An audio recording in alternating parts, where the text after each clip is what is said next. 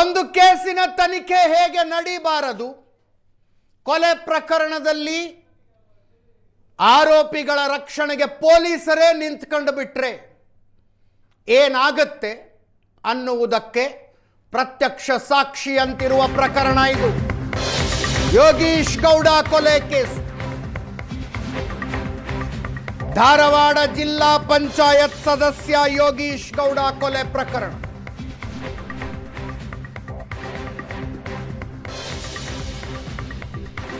ರಾಜಕೀಯ ವೈಷಮ್ಯದಿಂದ ನಡೆದ ಕೊಲೆಗೆ ರಿಯಲ್ ಎಸ್ಟೇಟ್ ಮರ್ಡರ್ನ ಬಣ್ಣ ಕಟ್ಟಿ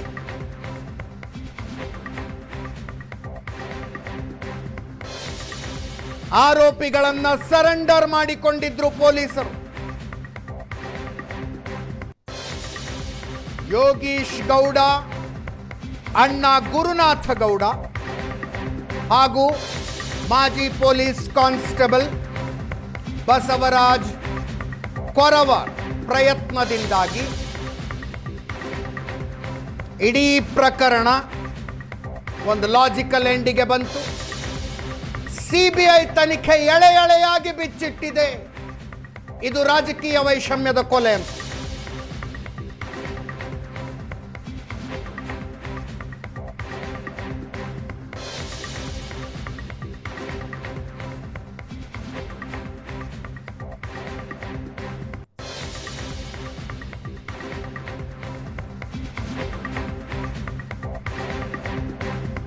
ಜೂನ್ 15, 2016 ಯೋಗೀಶ್ ಗೌಡ ಕೊಲೆಯಾಗೋದು 10 ವರ್ಷಗಳ ಹಿಂದೆ. 2 ದಿನಗಳ ನಂತರ ಬಸವರಾಜ್ ಮುತ್ತಗಿ ಸೇರಿ 6 ಜನ ನಾವೇ ಕೊಲೆ ಮಾಡಿದ್ದು ಅಂತ ಸರೆಂಡರ್ ಆಗ್ತಾರೆ.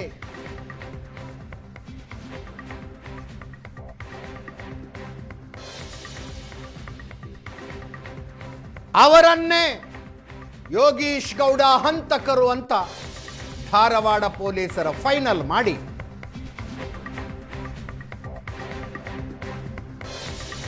ತನಿಖೆಯ ಫಾರ್ಮಾಲಿಟೀಸ್ ಮುಗಿಸಿ ಚಾರ್ಜ್ ಶೀಟ್ ಸಲ್ಲಿಸಿಬಿಟ್ಟು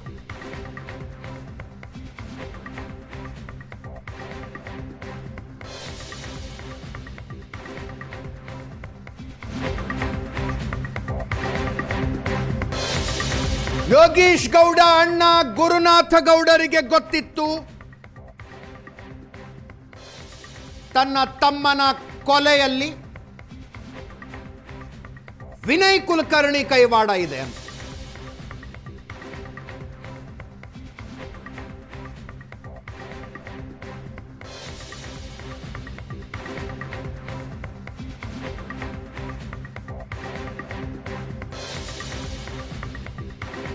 ಅವರು ಬಿಟ್ಟು ಬಿಡದೆ ನಿರಂತರ ಹೋರಾಟ ನಡೆಸ್ತಾ ಇದ್ರು.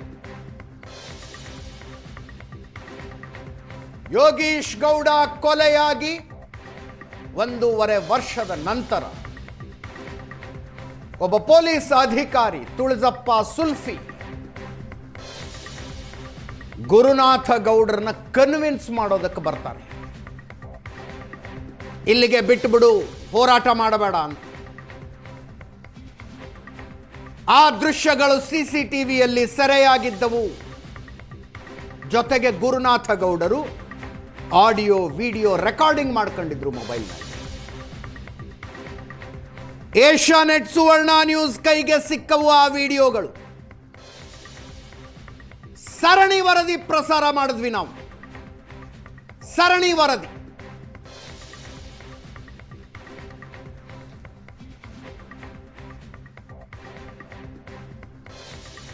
ನವೆಂಬರ್ 23, 2017 ಏಷ್ಯಾನೆಟ್ ಸುವರ್ಣ ನ್ಯೂಸ್ನ ಸರಣಿ ವರದಿ. 2019ರಲ್ಲಿ ಪ್ರಕರಣ ಸಿಬಿಐಗೆ ಹೋಯಿತು.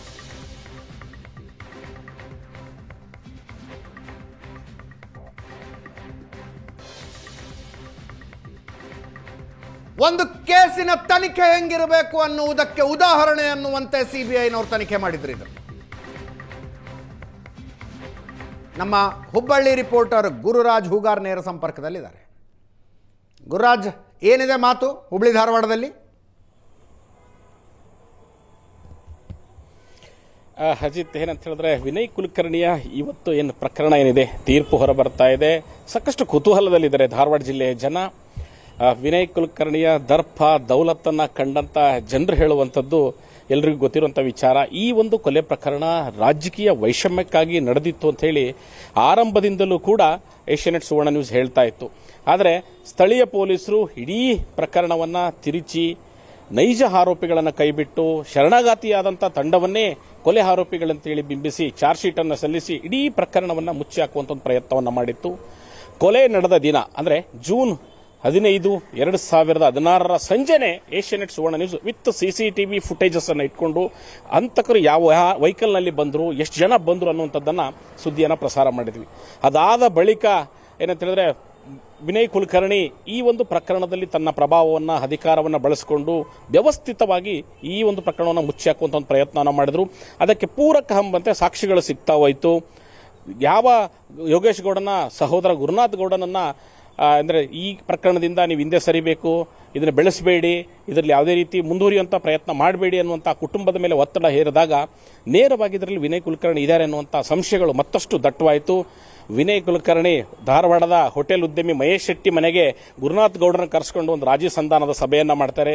ಆ ಸಂಧಾನದ ಆಡಿಯೋ ವಿಡಿಯೋಗಳು ಕೂಡ ಹೊರಗಡೆ ಬಂತು. ಅದಾದ ಬಳಿಕ ಈ ಒಂದು ಪ್ರಕರಣ ಒಂದು ರಾಜಕೀಯ ತಿರುವನ್ನು ಕೂಡ ಪಡೆದುಕೊಳ್ತು. 2019ರಲ್ಲಿ ಬಿಜೆಪಿ ಸರ್ಕಾರ ಈ ಪ್ರಕರಣವನ್ನ ಸಿಬಿಐಗೆ ಕೊಡ್ತು. ಸಿಬಿಐಗೆ ಕೊಟ್ಟ ನಂತರ ಈ ಪ್ರಕರಣದಲ್ಲಿ ಕಂಡು ಕೇಳಿ ಎರೆದಂತ ಟ್ವಿಸ್ಟ್ ಸಿಗ್ತಾ ಹೋಯಿತು. ಯಾವ ನೈಜ ಆರೋಪಿಗಳು ಕೊಲೆ ಹಂತಕರು ಅಂತೇಳಿ ಆರೋಪಿ 1 ಬಸವರಾಜ್ ಮುತ್ತಿಗೆಯಿಂದ ಹಿಡಿದು 6 ಜನ ಶರಣಾಗತರಾಗಿದ್ರು. ಇವರು ಪ್ಲಾನ್ ಎಕ್ಸಿಕ್ಯೂಷನ್ ನಲ್ಲಿ ಮಾತ್ರ ಇದ್ರು. ಆದರೆ ಕಾರ್ಯಾಚರಣೆ ನಡೆಸಿದ್ದು ಮತ್ತೊಂದು ತಂಡ. ಕೊಲೆ ಹಂತಕರೇನಿದ್ರು ಅವರೆಲ್ಲರೂ ಬೇರೆ ಇದ್ದಾರೆ, ಅವರೆಲ್ಲ ಸುಪಾರಿ ಕಿಲ್ಲರ್ಸ್ ಅನ್ನುವಂಥ ವಿಚಾರಗಳು ಹೊರಗೆ ಬಂತು. ಆರೋಪಿ 7ರಿಂದ ಹಿಡಿದು ಆರೋಪಿ 14ರವರೆಗೆ ಬೆಂಗಳೂರು, ತಮಿಳುನಾಡು, ಬೇರೆ ಬೇರೆ ರಾಜ್ಯಗಳಿಂದ ಆರೋಪಿಗಳನ್ನು ಬಂಧಿಸುವ ಕೆಲಸವನ್ನ ಸಿಬಿಐ ಮಾಡಿತು. ಆಗ ಈ ಪ್ರಕರಣಕ್ಕೆ ಮತ್ತಷ್ಟು ರೋಚಕ ತಿರುವು ಸಿಗ್ತಾ ಹೋಯಿತು. ಅದಾದ ನಂತರ ವಿನಯ್ ಕುಲಕರ್ಣಿ ಬಂಧನ ಆಯಿತು. ಧಾರವಾಡ ಪೊಲೀಸರು ತನಿಖೆ ಹೆಂಗ್ ಮಾಡಿದ್ರು ಜನರಿಗೆ ಗೊತ್ತಾಗಬೇಕದು, ಇನ್ನೊಂದ್ಸಲ ಗೊತ್ತಾಗಬೇಕು. ಯಾವ ಕಾರ್ನಲ್ಲಿ ಆರೋಪಿಗಳ ಬಂದು ಮರ್ಡರ್ ಮಾಡಿ ಹೋಗ್ತಾರೆ, ಆ ಕಾರ್ ಎಲ್ಲಿದೆ ಅನ್ನುವುದನ್ನು ಪತ್ತೆ ಮಾಡದೆ ಚಾರ್ಜ್ ಶೀಟ್ ಹಾಕಿದ್ರು ಪೊಲೀಸರು. ಏಷ್ಯಾನೆಟ್ ಸುವರ್ಣ ನ್ಯೂಸ್ ತೋರಿಸ್ತದನ್ನ ಕಾರ್ ಇಲ್ಲಿದೆ ನೋಡ್ರಿ ಅಂತ. ನಿಜವಾಗ್ಲೂ ಅಜಿತ್, ಏನಂತ ಹೇಳಿದ್ರೆ ಧಾರವಾಡ ಪೊಲೀಸರು ಸಂಪೂರ್ಣವಾಗಿ ವಿನಯ್ ಕುಲಕರ್ಣಿಗೆ ಶರಣಾಗತಿಯಾಗಿದ್ರು ಅಂತ ಹೇಳಿದ್ರೆ ತಪ್ಪಾಗ್ಲಿಕ್ಕಿಲ್ಲ. ಯಾಕಂತ ಹೇಳಿದ್ರೆ ಸಿಬಿಐ ಹೊರ ತೆಗೆದಿರುವಂತಹ ಮಾಹಿತಿ ಮತ್ತು 2017 ನವೆಂಬರ್ ತಿಂಗಳಲ್ಲಿ ಏಷ್ಯಾನೆಟ್ ಸುವರ್ಣ ನ್ಯೂಸ್ ಹೊರ ಹಾಕಿದಂತ ಸರಣಿ ವರದಿಗಳೇನಿದೆ ಅದನ್ನು ನೋಡಿದ್ರೆ ಪ್ರತಿಯೊಬ್ಬರು ಕೂಡ ಗೊತ್ತಾಗುತ್ತೆ. ಇಡೀ ಪ್ರಕರಣವನ್ನ ವಿನಯ್ ಕುಲಕರ್ಣಿ ಯಾವ ರೀತಿ ಡೈರೆಕ್ಷನ್ ಮಾಡ್ತಾರೆ ಅದೇ ರೀತಿ ಪ್ರಕರಣದ ತನಿಖೆಯನ್ನು ನಡೆಸ್ತಾರೆ. 3 ತಿಂಗಳ ಅಂತರದಲ್ಲಿ ಚಾರ್ಜ್ ಶೀಟ್ ಅನ್ನು ಸಲ್ಲಿಕೆ ಮಾಡ್ತಾರೆ. ಆದ್ರೆ ನೈಜ ಆರೋಪಿಗಳನ್ನ ಪತ್ತೆ ಹಚ್ಚೋ ಕೆಲಸನೇ ಮಾಡೋದಿಲ್ಲ. ಘಟನೆ ನಡೆದಂತ ಸಂದರ್ಭದಲ್ಲಿ ಕೊಲೆಯಾದ ಸ್ಥಳದಲ್ಲಿ ಎಷ್ಟು ಜನ ಆರೋಪಿತರು ಇದ್ರು ಅನ್ನುವಂಥ ಟವರ್ ಡಂಪ್ ಕೂಡ ತೆಗೆಯೋದಿಲ್ಲ. ತಮಗೆ ಬೇಕಾದಂತ ವ್ಯಕ್ತಿಗಳಲ್ಲಿ ಇದ್ರು ಅಂತ ಬಿಂಬಿಸುವಂತ ಒಂದು ಕೆಲಸ ಆಗುತ್ತೆ. ಎರಡನೇದಾಗಿ ಇಲ್ಲಿ ಆರೋಪಿತರಿದ್ರೆ 6 ಜನ ಅವ್ರು ಏನ್ ಹೇಳಿಕೆ ಕೊಡ್ತಾರೆ ಬಂದು, ಇಲ್ಲ ನಮಗೆ ಭೂ ವ್ಯಾಜ್ಯ ಇತ್ತು, ಯೋಗೇಶ್ ಗೌಡನ ಜಮೀನು ಪಕ್ಕದಲ್ಲಿ ನಾವು ಹೊಸದಾಗಿ ಒಂದು ಜಮೀನು ಖರೀದಿ ಮಾಡ್ಲಿಕ್ಕೆ ಹೋಗಿದ್ವಿ, ಅದಕ್ಕೆ ತಕರಾರು ವ್ಯಕ್ತಪಡಿಸಿದ್ರು ಅನ್ನೋ ಈ ಸೀನ್ ಅನ್ನ ಕ್ರಿಯೇಟ್ ಆಗಿದ್ದು ಕೂಡ ಧಾರವಾಡದ ತಹಸೀಲ್ದಾರ್ ಕಚೇರಿಯಲ್ಲಿ ಬೇಕಾದಂತ ಒಂದಷ್ಟು ಬಾಂಡ್ಗಳನ್ನು ರೆಡಿ ಮಾಡ್ಕೊಂಡು ಬಂದು ಆರೋಪಿತರು ಏನನ್ನ ಹೇಳಿದ್ರು ಪೊಲೀಸರು ಅದನ್ನೇ ನೇರವಾಗಿ ಸಾರ್ವಜನಿಕರಿಗೆ ಹೇಳುವಂತ ಒಂದು ಪ್ರಯತ್ನವನ್ನ ಮಾಡಿದ್ರು. ಅಲ್ಲಿ ಯಾವುದೇ ರೀತಿ ಪೊಲೀಸರು ತನಿಖೆಯನ್ನು ನಡೆಸಲಿಲ್ಲ, ಸಾಕ್ಷಿಗಳ ಮೇಲೆ ಒತ್ತಡ ಹಾಕಿದ್ರು. ಅಷ್ಟೇ ಅಲ್ಲ, ಏನು ಕೊಲೆಯಾದಂತ ಯೋಗೇಶ್ ಗೌಡನ ಏನು ಬಳಸಿದಂತ ಮಾರಕಾಸ್ತ್ರಗಳನ್ನು ಕೂಡ ಸೀಸ್ ಮಾಡೋದಿಲ್ಲ. ಸ್ವತಃ ಪೊಲೀಸರೇ ಮ್ಯಾನಿಪುಲೇಟ್ ಮಾಡ್ತಾರೆ. ಒಂದಷ್ಟು ಎಸ್ಟಾಬ್ಲಿಷ್ಮೆಂಟ್ ತಂದು ಒಂದಷ್ಟು ಬಡಿಗಿ ಬೆತ್ತ ಚೂರಿ ತಂದಿತ್ತು. ಇಷ್ಟೊತ್ತು ಗುರುರಾಜ್ ಹೂಗಾರ್ ಹೇಳಿದ್ದು ಕೇಳಿದ್ರೆ ಪೊಲೀಸರ ನಿರ್ಲಕ್ಷ್ಯ ಅನ್ಸುತ್ತೆ. ಇದು ನಿರ್ಲಕ್ಷ್ಯ ಅಲ್ಲ, ಕ್ರೈಮ್ ನಲ್ಲಿ ಭಾಗಿಯಾಗಿದ್ರು ಅವರು. ಕೊಲೆ ಮಾಡುವುದಕ್ಕಿಂತ ಮುಂಚೆ ವಿನಯ್ ಕುಲಕರ್ಣಿ ಡೈರಿಯಲ್ಲಿ ನಡೆದ ಮೀಟಿಂಗ್ನಲ್ಲಿ ಪೊಲೀಸ್ ಅಧಿಕಾರಿಗಳ ಭಾಗಿಯಾಗಿದ್ರು. ಅದನ್ನ ಹೇಳ್ರಿ ಗುರುರಾಜ್. ಖಂಡಿತ. ಯಾಕಂತ ಹೇಳಿದ್ರೆ ವಿನಯ್ ಕುಲಕರ್ಣಿಗೂ ಯೋಗೇಶ್ ಗೌಡನಿಗೂ ಒಂದು ರಾಜಕೀಯ ಬದ್ಧ ವೈಷಮ್ಯ ಏನ್ ಏರ್ಪಟ್ಟಿತ್ತು. ಯಾವಾಗ ಯೋಗೇಶ್ ಗೌಡ ಜೈಲಿನಲ್ಲೇ ಇದ್ಕೊಂಡು ಜಿಲ್ಲಾ ಪಂಚಾಯತ್ ಚುನಾವಣೆಯನ್ನು ಗೆಲ್ತಾರೆ. ಆಗ ವಿನಯ್ ಕುಲಕರ್ಣಿಯ ಪಿತ್ತ ಮತ್ತಷ್ಟು ನೆತ್ತಿಗೇರುತ್ತೆ. ಒಂದು ರೀತಿ ನೇರ ಸಭೆ ಸಮಾರಂಭಗಳಲ್ಲಿ ಬೈದಾಡಿಕೊಳ್ಳುವಂಥದ್ದು, ಪರಸ್ಪರ ಹಲ್ಲು ಮೆಸೆಯುವಂಥದ್ದು, ಕತ್ತಿ ಮೆಸೆಯುವಂಥದ್ರ ಮಟ್ಟಿಗೆ ಅವರ ದ್ವೇಷ ಉಟ್ಕೊಳ್ಳುತ್ತೆ. ಯಾವಾಗ ನನ್ನ ದಾರಿಗೆ ಅಡ್ಡ ಹಾಕ್ತಾನೆ ಅಂತ ಗೊತ್ತಾಯಿತು, ಆಗ ವಿನಯ್ ಕುಲಕರ್ಣಿ ಯೋಗೇಶ್ ಗೌಡರ ಹತ್ಯೆಗೆ ಪ್ಲಾನ್ ಅನ್ನು ರೂಪಿಸಿದ್ರು ಅನ್ನುವಂಥ ಆರೋಪಗಳು ಕೇಳಿ ಬರುತ್ತೆ. ಇಲ್ಲಿ ಕೊಲೆಗಿಂತ ಮುಂಚೆ 3-4 ಸಭೆಗಳಾಗುತ್ತೆ. ಯಾವ ರೀತಿ ಎಕ್ಸಿಕ್ಯೂಷನ್ ಮಾಡಬೇಕು, ಯಾವ ರೀತಿ ಯೋಗೇಶ್ ಗೌಡರ ಹತ್ಯೆ ಆಗಬೇಕು ಅನ್ನುವಂಥದ್ದು. ಒಂದು ಸಭೆ ಏನಾಗುತ್ತೆ, ಅದು ವಿನಯ್ ಕುಲಕರ್ಣಿ ಅವರ ಡೈರಿಯಲ್ಲಿ ಅನ್ನುವಂಥ ಉಲ್ಲೇಖವನ್ನ ಸಿಬಿಐ ಚಾರ್ಜ್ ಶೀಟ್ ನಲ್ಲಿ ಮಾಡಿದೆ. ಅಂದ್ರೆ ಆ ಕೊಲೆಗಿಂತ ಮುಂಚೆ ನಡೆದಂತ ಪ್ಲಾನ್ ನಲ್ಲೂ ಕೂಡ ಪೊಲೀಸ್ ಅಧಿಕಾರಿಗಳು ನೇರವಾಗಿ ಭಾಗಿಯಾಗಿದ್ರು. ಅದಾದ ನಂತರ ಆರೋಪಿಗಳ ಶರಣಾಗತಿಗೂ ತಂಡ ಕೂಡ ಏನ್ ಬಂತು, ಆಗ ಕೂಡ ಆರೋಪಿಗಳು ಬಂದಿದ್ದು ನೇರವಾಗಿ ಧಾರವಾಡ ಹುಬ್ಬಳ್ಳಿಯಲ್ಲಿರುವಂತಹ ಪೊಲೀಸ್ ಸಿಆರ್ ಮೈದಾನಕ್ಕೆ. ಆರೋಪಿಗಳೆಲ್ಲೂ ಕೂಡ ಶರಣಾಗೋದಿಲ್ಲ, ಸಿಆರ್ ಮೈದಾನದಲ್ಲೇ ತಂದಿರಿಸಲಾಗುತ್ತೆ. ನಂತರ ಶರಣಾಗತಿಯ ಡ್ರಾಮಾವನ್ನ ಸೃಷ್ಟಿ ಮಾಡಲಾಗುತ್ತೆ. ಅಂದ್ರೆ ಪೊಲೀಸರಿಗೆ ಸಂಪೂರ್ಣ ಮಾಹಿತಿ ಕೊಲೆಯ ಬಗ್ಗೆ ಮುಂಚೆನಿತ್ತು, ಕೊಲೆಯ ನಂತರವೂ ಕೂಡ ಅವರಿಗೆ ಸ್ಪಷ್ಟವಾದಂತಹ ವಿಚಾರಗಳು ಗೊತ್ತಿತ್ತು ಅನ್ನುವಂಥದ್ದು. ಅಜಿತ್, ಈ ಸಿಬಿಐ ತನಿಖೆ ಆರಂಭಗೊಂಡ ಮೇಲೆ ಹುಬ್ಬಳ್ಳಿ ಧಾರವಾಡದಲ್ಲಿ ಮತ್ತು ಅಕ್ಕಪಕ್ಕದ ಜಿಲ್ಲೆಗಳಲ್ಲಿ ಬಹಳಷ್ಟು ಜನರಿಗೆ ನೀರಿಳಿದಿತ್ತು. ಯಾವ ಡೆಪ್ತಿಗೆ ಹೋಯಿತು ಸಿಬಿಐ? ಖಂಡಿತ ಆರಂಭದಲ್ಲಿ ಈ ಪ್ರಕರಣದಲ್ಲಿ ಧಾರವಾಡ ಜಿಲ್ಲೆ ಜನರಿಗೆ ಗೊತ್ತಿದ್ದು ಅದೊಂದು ರಾಜಕೀಯ ವೈಷಮ್ಯದ ಕೊಲೆ ಮಾತ್ರ. ಆದರೆ ಈ ಕೊಲೆಯಲ್ಲಿ ಯಾರೆಲ್ಲ ಭಾಗಿಯಾಗಿದ್ದಾರೆ, ಯಾವ ರೀತಿ ಪ್ಲಾನ್ ರೂಪಿಸಿದ್ರು, ಯಾರ ಸಹಾಯ ಪಡ್ಕೊಂಡ್ರು, ಆಂತಕರು ಬಂದಂತವ್ರು ಎಲ್ಲಿ ಉಳ್ಕೊಂಡಿದ್ರು, ಕೊಲೆಯನ್ನು ಎಕ್ಸಿಕ್ಯೂಟ್ ಮಾಡಿದ ನಂತರ ಅವ್ರು ಎಲ್ಲಿ ಎಸ್ಕೇಪ್ ಆದ್ರು ಅನ್ನುವಂಥ ವಿಚಾರಗಳು ಯಾರಿಗೂ ಕೂಡ ಗೊತ್ತಿರಲಿಲ್ಲ. ಮೇಲ್ನೋಟಕ್ಕೆ ಬಸವರಾಜ ಮುತ್ತಗಿ ತಂಡ ಈ ಕೊಲೆಯನ್ನು ಮಾಡಿದೆ ಅನ್ನುವಂಥ ಬಿಂಬಿಸುವ ಪ್ರಯತ್ನವನ್ನು ಪೊಲೀಸರು ಮಾಡಿದ್ರು. ಆದರೆ ಧಾರವಾಡ ಜಿಲ್ಲೆ ಜನರಿಗೆ ರಾಜಕೀಯ ವೈಷಮ್ಯಕ್ಕಾಗಿ ನಡೆದ ಕೊಲೆ ಅಂತ ಗೊತ್ತಿತ್ತು. ಆದರೆ ಯಾವಾಗ ಸಿಬಿಐ ತನಿಖೆಗೆ ಹೋಯಿತು, ಆ ಸಿಬಿಐ ಅಧಿಕಾರಿಗಳು ಏನು ಅಕ್ಯೂಸ್ಡ್ ನಂಬರ್ 7 ಅಂತ ಹಿಡಿದು 14 ಜನ ಆರೋಪಿಗಳನ್ನ ಬಂಧಿಸ್ತಾರೆ. ಅಂದ್ರೆ ನಿಜವಾದಂತ ಸುಪಾರಿ ಕಿಲ್ಲರ್ಸ್ ಅನ್ನು ಅರೆಸ್ಟ್ ಮಾಡ್ತಾರೆ. ಆಗ ಈ ಪ್ರಕರಣಕ್ಕೆ ಒಂದು ಹೊಸ ಟ್ವಿಸ್ಟ್ ಸಿಗುತ್ತೆ. ಇದುವರೆಗೂ ಅಂದ್ರೆ ಯಾವಾಗ ಸಿಬಿಐನವರು ಆರೋಪಿಗಳು 1ರಿಂದ 6 ಜನ ಮಾತ್ರ ಇವರಷ್ಟೇ ಆರೋಪಿಗಳಂತ ಬಿಂಬಿಸುವಂತ ಕೆಲಸವನ್ನು ಪೊಲೀಸರು ಮಾಡಿದ್ರು.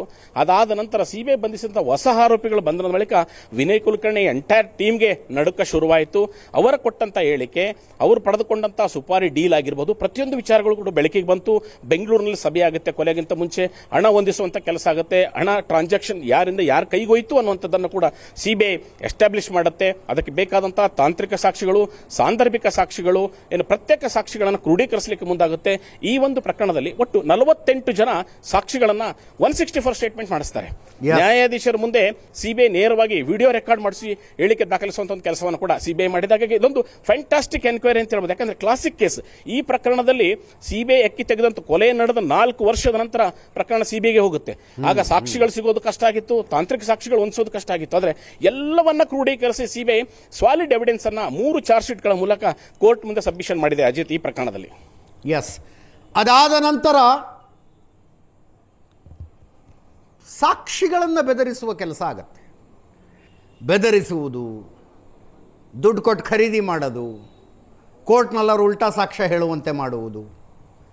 ಸಿಬಿಐ ಅದನ್ನು ಕೂಡ ಸಾಕ್ಷ್ಯ ಸಮೇತ ನ್ಯಾಯಾಲಯದ ಮುಂದೆ ಪ್ರೊಡ್ಯೂಸ್ ಮಾಡಿ ಆರೋಪಿಗಳ ಜಾಮೀನು ರದ್ದಾಗೋ ಹಂಗೆ ಮಾಡ್ತು. ವಿನಯ್ ಕುಲಕರ್ಣಿ ಬೇಲ್ ಕ್ಯಾನ್ಸಲ್ ಆಗೋ ಹಂಗೆ ಮಾಡ್ತು.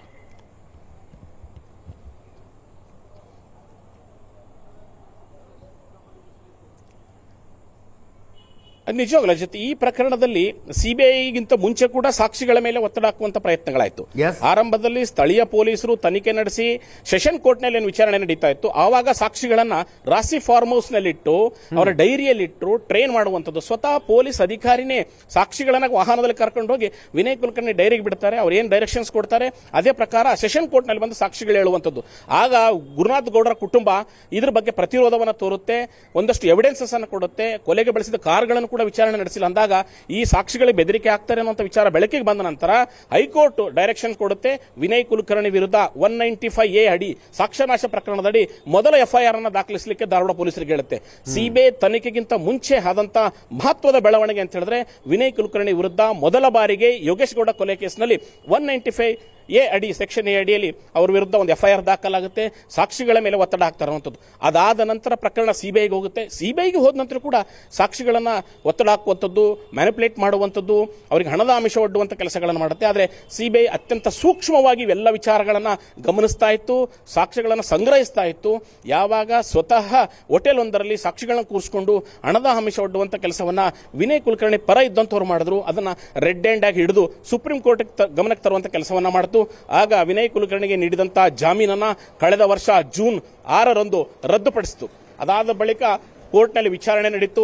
ಸುದೀರ್ಘ ವಿಚಾರಣೆ ಬಳಿಕ ಸಾಕ್ಷಿಗಳ ಹೇಳಿಕೆ 113 ಜನ ಸಾಕ್ಷಿಗಳ ಹೇಳಿಕೆ ದಾಖಲಿಸಿದ ನಂತರ ವಿನಯ್ ಕುಲಕರ್ಣಿ ಮತ್ತೊಮ್ಮೆ ಕೋರ್ಟಿಗೆ ಹೋದ್ರು. ಈಗೆಲ್ಲ ಸಾಕ್ಷಿಗಳು ಮುಗಿದಿದೆ, ಈಗಲಾದ್ರೂ ನನಗೆ ಬೇಲ್ ಕೊಡಿ ಅನ್ನುವಂತ ಮಾತನ್ನ ಕೇಳಿದ್ರು. ಆಗ ಅಂದ್ರೆ ಕಳೆದ ತಿಂಗಳು ಅಂದ್ರೆ ಫೆಬ್ರವರಿ ತಿಂಗಳ 26ರಂದು ಸುಪ್ರೀಂ ಕೋರ್ಟ್ ಅವರಿಗೆ ಜಾಮೀನನ್ನು ಮಂಜೂರು ಮಾಡಿತ್ತು. ಪ್ರಕರಣವನ್ನ 2 ತಿಂಗಳ ಒಳಗಡೆ ಮುಗಿಸಬೇಕನ್ನುವಂತ ವಿಚಾರವನ್ನು ಕೂಡ ತಾಕೀತು ಮಾಡಿತ್ತು. ಗುರುರಾಜ್, ಈ ಪ್ರಕರಣದಲ್ಲಿ ದೊಡ್ಡದೊಂದು ಟ್ವಿಸ್ಟ್ ಅಂತ ನಮಗನ್ಸಿದ್ದು, ಯೋಗೀಶ್ ಗೌಡ ಕೊಲೆ ಪ್ರಕರಣದ ಪ್ರಮುಖ ಆರೋಪಿಯಾಗಿದ್ದ ಬಸವರಾಜ ಮುತ್ತಗಿ ಅಪ್ರೂವರ್ ಆಗಿದ್ದು, ಮಾಫಿ ಸಾಕ್ಷಿಯಾಗಿದ್ದು. ಬಸವರಾಜ ಮುತ್ತಗಿ ಹೇಳಿದ್ರಂತೆ ನನ್ನನ್ನೇ ಕೊಲೆ ಮಾಡೋದಕ್ಕೆ ಸಂಚು ನಡೆದಿದೆ ಇಲ್ಲಿ ಅಂತ. ಅದನ್ನು ಡೀಟೇಲ್ ಆಗಿ ಹೇಳಿ. ಅಜಿತ್, ಇಲ್ಲಿ ಈ ಪ್ರಕರಣದಲ್ಲಿ 2 ಟ್ವಿಸ್ಟ್ಗಳಾಗುತ್ತೆ. ಮೊದಲ ಟ್ವಿಸ್ಟ್ ಅಂತ ಹೇಳಿದ್ರೆ ಯೋಗೇಶ್ ಗೌಡ ಪತ್ನಿ ಮಲ್ಲಮ್ಮಳನ್ನ ವಿನಯ್ ಕುಲಕರ್ಣಿ ಟೀಮ್ ತಮ್ಮ ಬುಟ್ಟಿಗೆ ಹಾಕೊಳ್ಳುತ್ತೆ.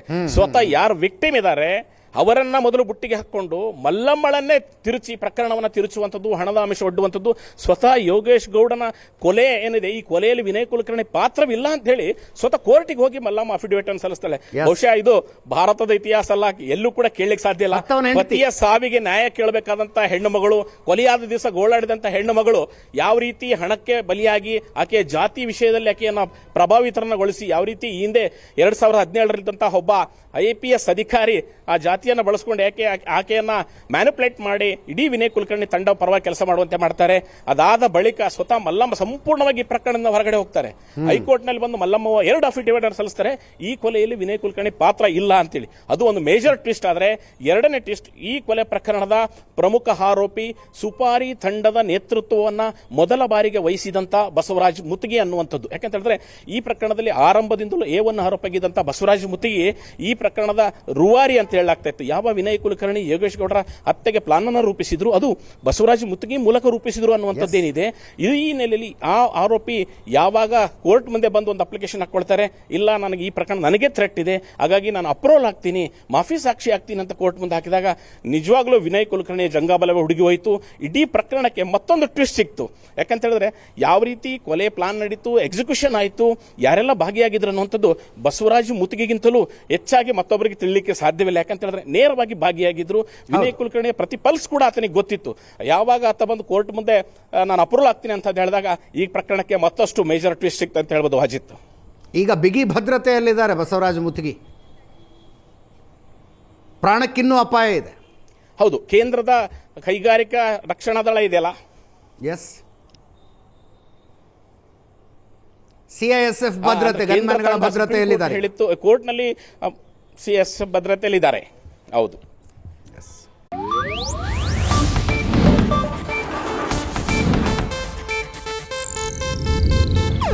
ಇದು ಏಷ್ಯಾನೆಟ್ ನ್ಯೂಸ್ ನೆಟ್ವರ್ಕ್ ಪ್ರಸ್ತುತಿ.